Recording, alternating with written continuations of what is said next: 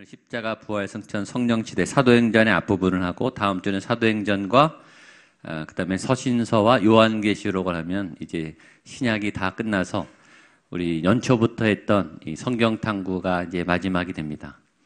원래 이렇게 그룹에서 스터디하고 이제 질의응답할 때 마지막에는 뭘 하겠습니까? 시험을 보죠.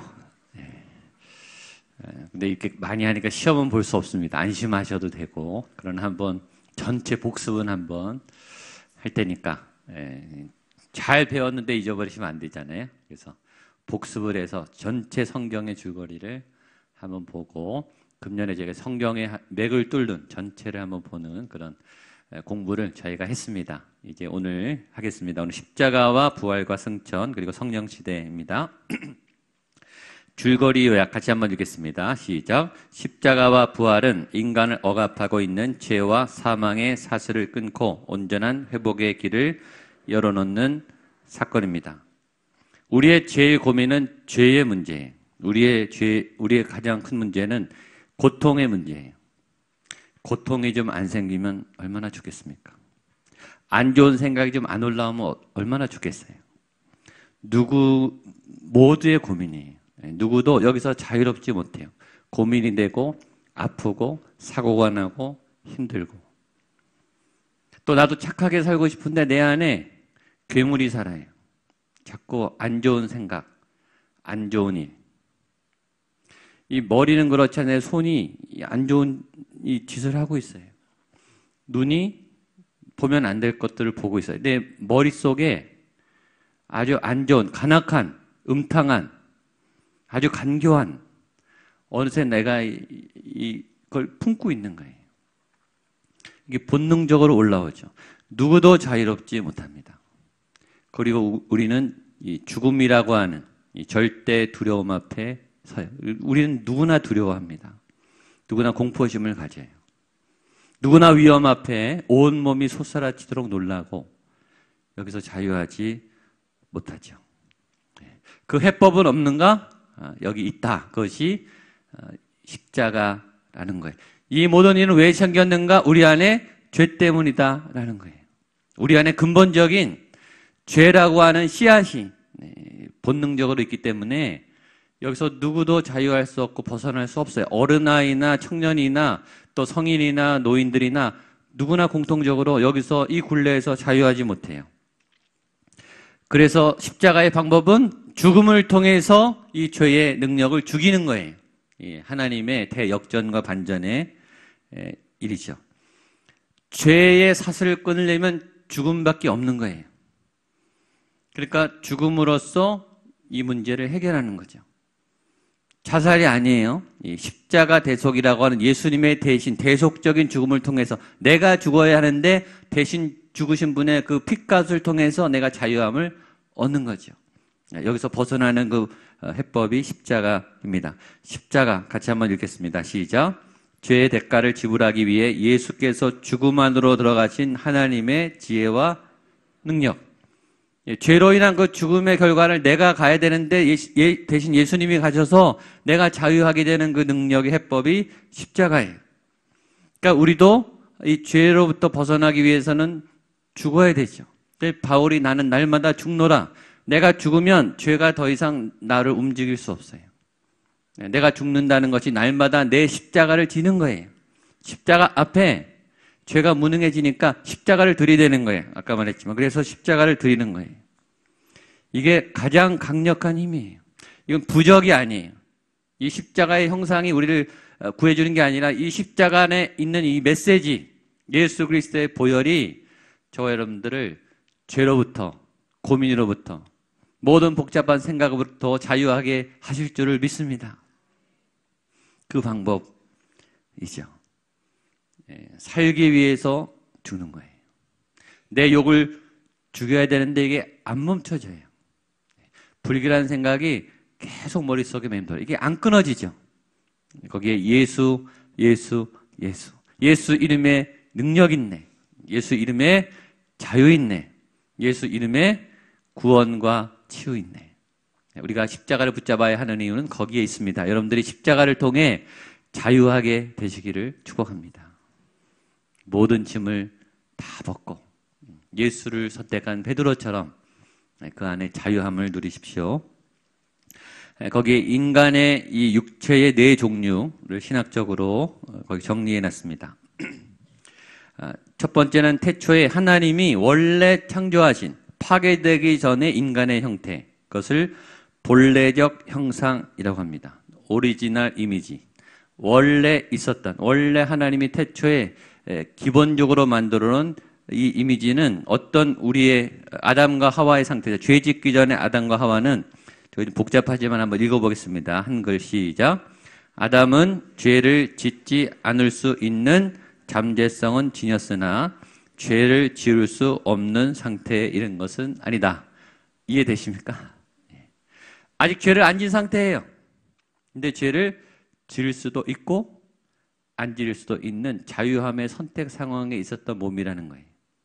선악과가 있었어요. 그래서 따먹을 수도 있고 따먹지 않을 수도 있는 자유의지를 주신, 그러나 아직 선악과 따먹기 전엔 죄가 없는 완전히 깨끗한, 그러나 죄를 선택적으로 할 수 있는 선택권이 있는 그런 상태. 오염되기 전에 원래 오리지널 이미지, 본래적 형상이 그때 사람이라는 거예요. 근데 아담과 하와가 선악과를 따먹으면서 인류의 죄가 들어왔을 때 그 다음 상태는 변질된 형상, 망가진 형상. 지금 저와 여러분의 이 모습이죠. 죄가 끊이지 않는, 아까 말했던 고통이 멈추지 않는, 끊임없이 반복적으로 이게 올라와요. 내 깊은 곳에서 올라오고 머릿속에서 계속 올라와요.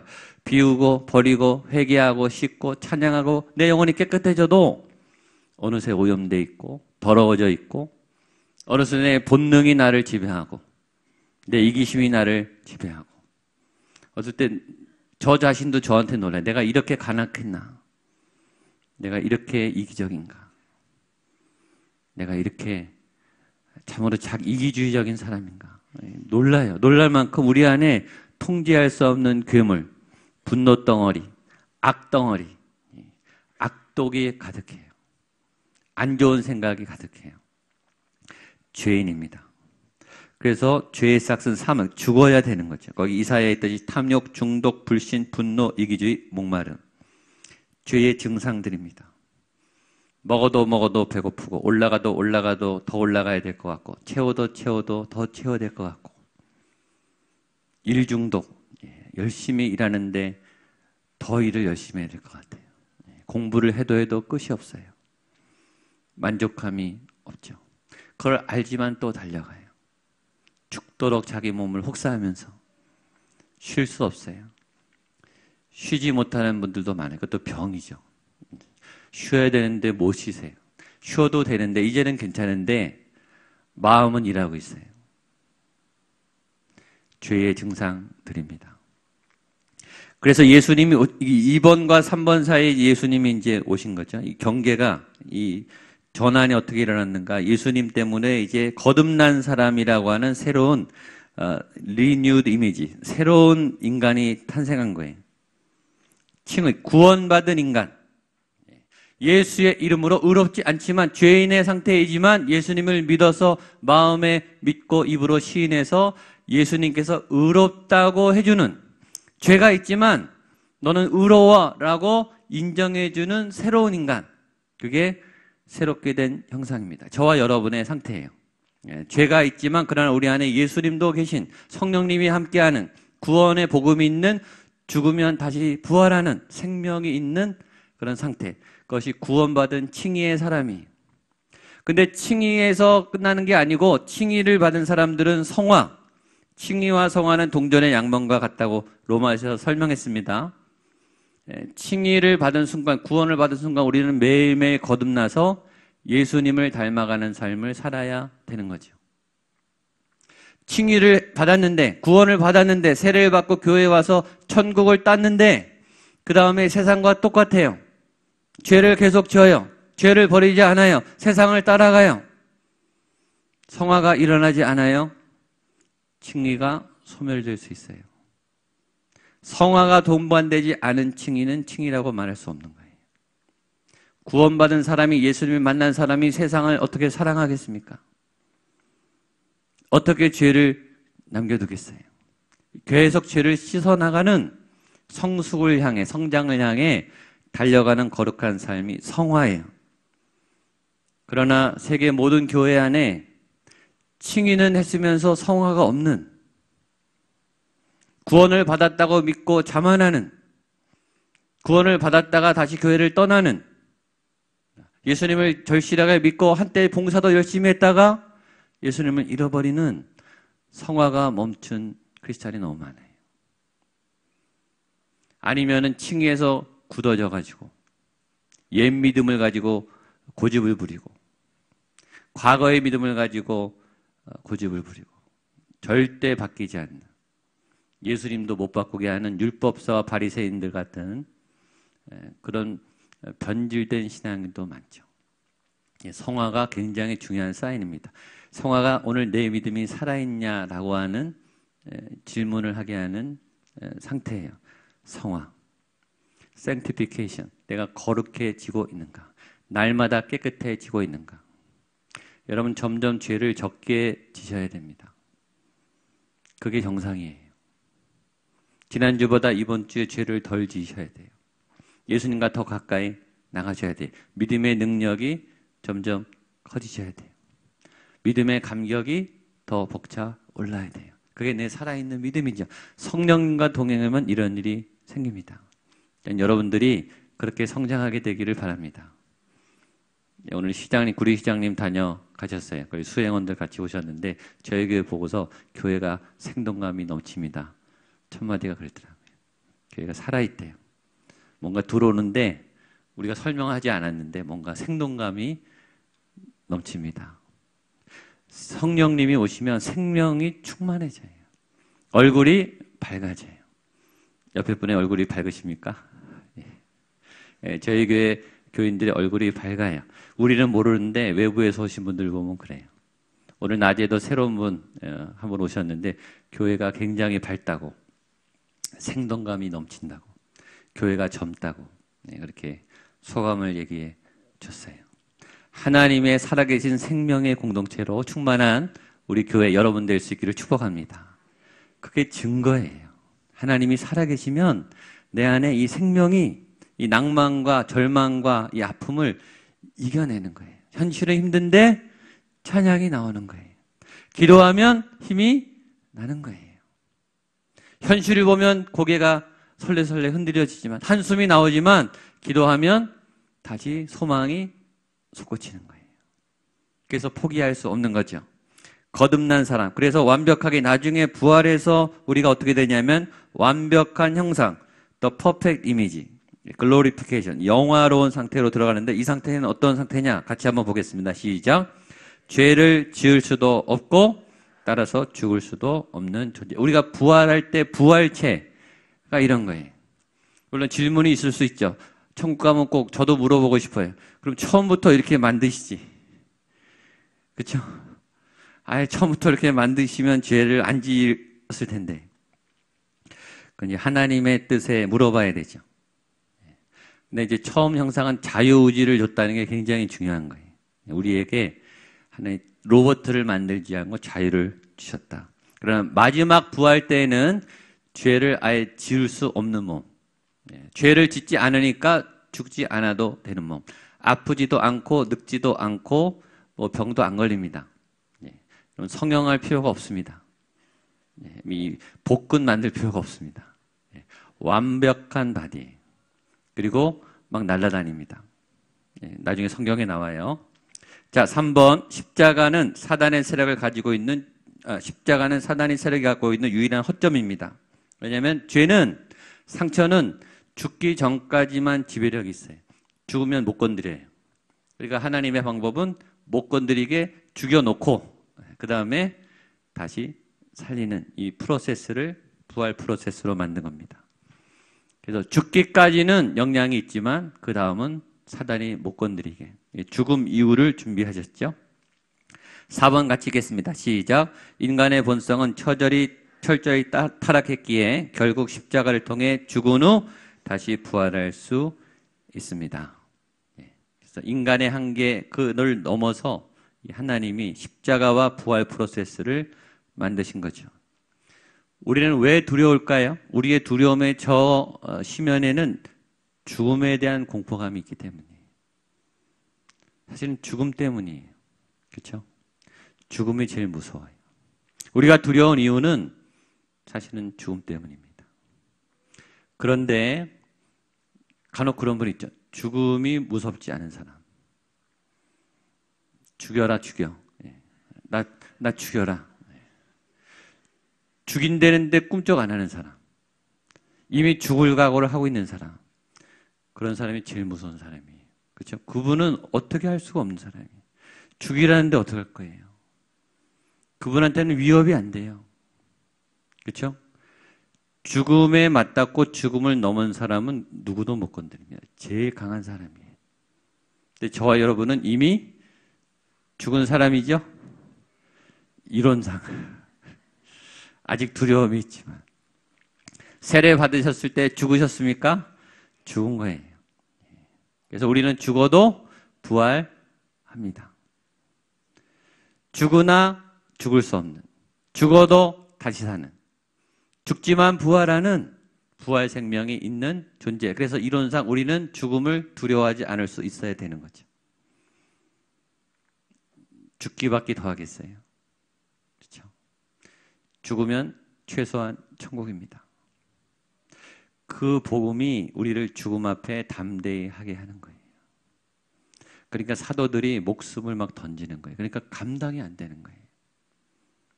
그렇게 고난을 하고 박해를 주는데 꿈쩍을 안 하는 거예요. 그러니까 로마의 정권과 로마의 철병거가 이 연약한 이 교인들을 못 뒤집는 거예요. 무기로 협박으로 안 돼요. 제일 무섭죠.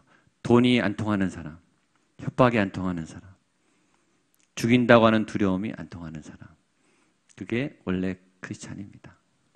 예수님 안에 이 부활의 능력이 제일 강한, 그게 십자가의 능력이죠. 지금 이 시대에 한국교회가 잃어버린 거예요. 십자가의 능력. 죽음을 넘어설 수 있는 용기. 다 버린 사람이, 이미 죽어본 사람이 할 수 있는 태도죠. 그래서 우리가 잘 죽어야 됩니다. 확실히 죽어야 돼요. 죽은 사람이 무슨 반항을 합니까? 그렇죠? 죽은 사람은 그냥 순종하는 거예요. 매일 우리를 죽여야 되죠. 그 십자가 5번 같이 한번 읽어보겠습니다. 시작. 십자가란 죄에 대한 죄값을 치르는 십자가의 죽음을 통해서 오히려 인간에게 주어진 사망 권세를 끊어내는 하나님의 지혜로 하나님의 역설이며 하나님의 역전과 대판전입니다. 아무도 상상을 못했어요. 여러분, 십자가를 예수님이 처음에 얘기했을 때 누구도 이해할 수 없었어요. 우리는 지금 풀어두니까 알죠? 그때는 개념이 없었어요. 새로운 개념, 사단도 몰랐던 개념. 죽음으로 죽음을 이기는, 죽음으로 죽음을 끝내는, 예수님이 죽음으로 인간의 모든 죽음이 왔고 사단의 죽음의 권세가 끝나는 이런 반전, 이런 탁월한 지혜, 이 하나님의 역전이 십자가예요. 십자가의 능력, 십자가의 반전, 십자가의 은혜를 마음에 새기는 여러분 되시기를 축복합니다. 그럼 부활은 어떻게 되느냐? 부활 프로세스 보겠습니다. 고린도전서 15장 같이 한번 보겠습니다. 시작. 육체는 다 같은 육체가 아니니 하나는 사람의 육체요, 하나는 짐승의 육체요, 하나는 새의 육체요, 하나는 물고기의 육체라. 하늘에 속한 형체도 있고 하늘에 속한 것에 영광이 따로 있고 땅에 속한 것에 영광이 따로 있으니 해의 영광이 다르고 달의 영광이 다르며 별의 영광도 다른데 별과 별의 영광이 다르도다. 죽은 자의 부활도 그와 같으니 썩을 것으로 심고 썩지 아니할 것으로 다시 살아나며 욕된 것으로 심고 영광스러운 것으로 다시 살아나며 약한 것으로 심고 강한 것으로 다시 살아나며 육의 몸으로 심고 신령한 몸으로 다시 살아나니 육의 몸이 있은즉 또 영의 몸도 있느니라. 아멘. 영의 몸은 죽지 않는, 죽을 수 없는, 죽음이 영향을 끼치지 못하는 몸이에요. 여러분의 영의 사람, 여러분 안에 있는 생명의 성령의 법이 죄와 사망의 법에서 우리를 해방한 줄로 믿습니다. 그래서 성령이 중요한 거예요. 예수님이 그래서 성령을 받아야 된다 그래요. 생명이 있으면 죄가 못 건드려요. 죽음이 못 이깁니다. 생명의 성령의 법을 갖고 계시기를 축복합니다. 그럼 부활은 어떻게 진행되는가? 51절, 53절 본문을 놨었는데 처음에는 나팔 소리가 들립니다. 전 세계 동시로 울립니다. 나팔 소리. 구약의 광야 행진에 나팔 소리가 있었어요. 그 나팔 소리.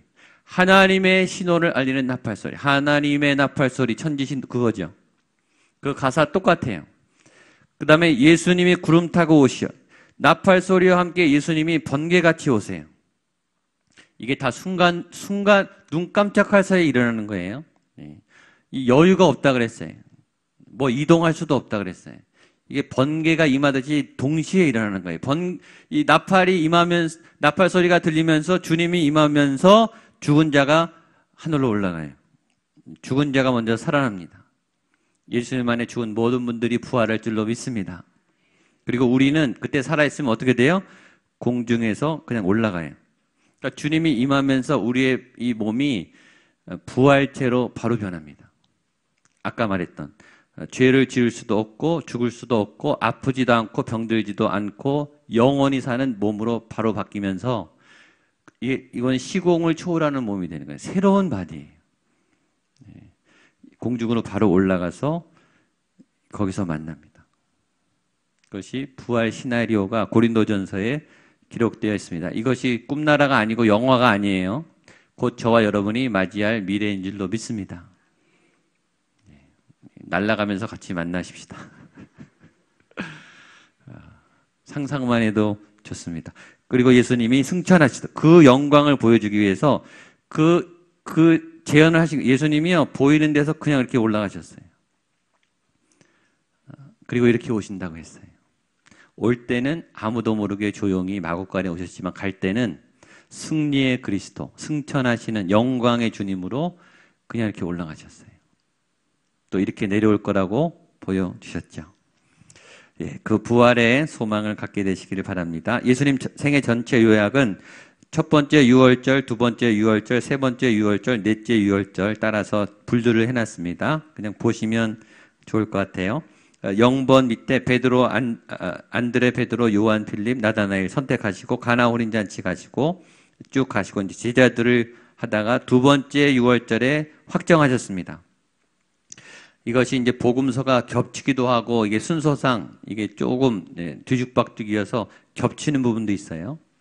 세 번째 유월절에 제자들을 집중하게 훈련하셨고 갈릴리 북쪽 이제 사역을 하시다가 이제 전체적으로 이제 내려오시면서 사역을 하셨습니다. 그 다음에 이 세 번째 마지막 부분에 나사로 사건이 있고요. 베레아 사역이 있었습니다. 그리고 드디어 네 번째 유월절 기간에 나귀 타고 입성하시고 성전을 청소하시고 유월절 만찬을 하시고 십자가에 죽으시고 부활하셨습니다. 이 전체 예수님의 생애를 요약했습니다. 자, 이제 사도행전으로 넘어가겠습니다. 사도행전은 역사서이고요. 사도들의 행전이고 지금 우리가 하는 누가복음의 누가가 쓴 기록입니다. 누가복음이 전편이고 사도행전이 후편이라 그랬습니다. 저작 동기는 교회가 어떻게 탄생했는가, 또 복음이 어떻게 전파됐는가, 그리고 제자들이 어떻게 나가서 이 사역한 것을 발휘했고 교회가 어떻게 폭발적으로 성장했는가. 그리고 또 하나는 왜 예수님은 곧 오신다 그랬는데 오시지 않는가에 대한 설명을 하기 위해서 사도행전을 기록했습니다. 내용은 우리가 아는 사도행전 1장 8절과 같아요. 오직 성령이 너에게 임하시면 예루살렘과 1장부터 7장은 예루살렘의 복음 증거가 나옵니다. 그 다음에 8장에서 12장은 유다와 사마리아, 예수님의 유언대로. 그 다음에 13장에서 28장까지는 땅끝까지 이제 이방인들 향해 바울이 나타나서 바울이 전도여행하는 그런 전도여행으로 되어 있습니다. 그래서 바울이 1차, 2차, 3차 안디옥 최초의 이방교회에서 교회를 세운 다음에 전도여행을 해서 아주 파죽지세로 교회가 막 세워지고 그다음에 로마를 가게 되죠. 그러니까 사도행전을 보면서 로마, 적의 심장부, 마지막에 세속도시의 가장 중앙에 바울이 쳐들어가서 거기 복음을 꽂아요. 그리고 그 복음이 300년 후에 로마를 뒤집어 놓습니다. 얼마나 멋진지 모릅니다. 이게 사도행전이에요. 주제, 구속사에 대한 확신, 교회의 탄생과 사명, 선교와 전도의 사명, 말씀과 성령, 도전과 변화와 성숙, 부흥. 이것이 주된 주제고요. 사도행전의 특징 같이 한번 읽어보겠습니다. 1번 시작. 복음서와 교리서, 서신서의 교량. 2번 오신 주님과 다시 오실 주님 사이의 교량. 3번 성령의 시대 소개, 교회의 시작과 부흥. 4번 사도들의 행전 소개. 예수님이 오셨고 복음서가 기록됐어요. 예수님의 행적을 기록한 책이죠. 사도들이 살았고 사도들의 행전이 기록됐어요. 그 순서죠. 그렇죠? 삶이 먼저예요. 그리고 삶을 기록한 것이 바이블이 됐어요. 예수님이 먼저예요. 예수님의 탄생과 복음의 삶이 먼저고 그것을 기록한 것이 책이 됐죠. 그게 성경이에요. 그 예수님을 따라갔던 제자들이 또 예수님을 따라 살았고 그것을 기록한 책이 사도행전이죠. 그리고 예수님이 안 오시니까 예수님의 교리들을 정리한 책들이 서신서가 되는 거죠. 그래서 사도행전을 읽을 때 어떻게 볼 것인가? 교회가 탄생한 것, 그리고 그 교회가 지금 우리에게까지 왔잖아요. 우리를 인도하는 성령님, 그리고 앞으로 이 시대와 사회를 이끌어 가실 하나님의 계획, 이런 것들을 봐야 되는 거죠. 구약의 오순절은 시내산에서 십계명을 받은 날입니다. 신약의 오순절은 마가의 다락방에 성령님이 임한 날입니다. 그러니까 구약에는 말씀이 임한 날이 오순절이고 신약에는 성령님이 임한 날이 오순절이에요. 그러니까 오순절은 말씀이 임하고 성령님이 임하는 날입니다. 성령님의 특징은 여러 번 얘기했죠. 바람의 역사, 소리의 역사, 불의 역사, 혀의 역사. 하나님이 오시면, 성령님이 오시면 숨은 바람이 생명, 영적 숨이 터져요. 영적 호흡이 열려요.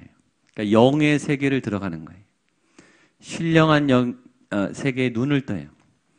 소리는 말씀입니다. 말씀이 열려요. 말씀이 들리기 시작해요. 이것도 영의 말씀이죠. 공부하는 성경 공부가 아니라 내 영혼을 뒤흔드는, 베드로의 인생을 뒤집어 놓는, 그렇죠? 로마를 뒤집어 놓는 살아있는 불같은 말씀의 소리들, 우리의 귀에 쟁쟁 울려서 우리를 인도하는 말씀의 소리들.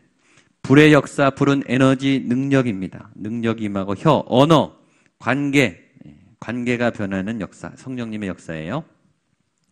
사도행전은 크게 둘로 나뉘는데 1장에서 12장이 베드로와 주요 인물은 베드로고 예루살렘 교회 중심으로 기록되어 있습니다. 그 13장부터 사도 바울이 이제 9장에 등장해서 8장에 등장해서 이방 세계를 준비하고 예루살렘 공의회를 통해서 이방 선교가 공식적으로 열리고 이방 교회들이 세워집니다. 그래서 오늘 전반부 12장까지만 보겠습니다. 자, 1장은 이제 승천을 기다리면서 120명 사도가 기도했고요. 2장에는 그 유명한 마가의 다락방에 성령님이 임한 사건, 그리고 3,000명이 믿는 사건이 일어납니다. 3장은 마가의 다락방에서 이제 밖으로 성전 미문에 안진뱅이가 일어나죠. 이 사건 때문에 5,000명이 믿어요. 그리고 베드로와 요한은 잡혀갑니다. 4장의 그 고난이에요. 복음을 전했는데 잡혀갔어요. 죽을 뻔했습니다.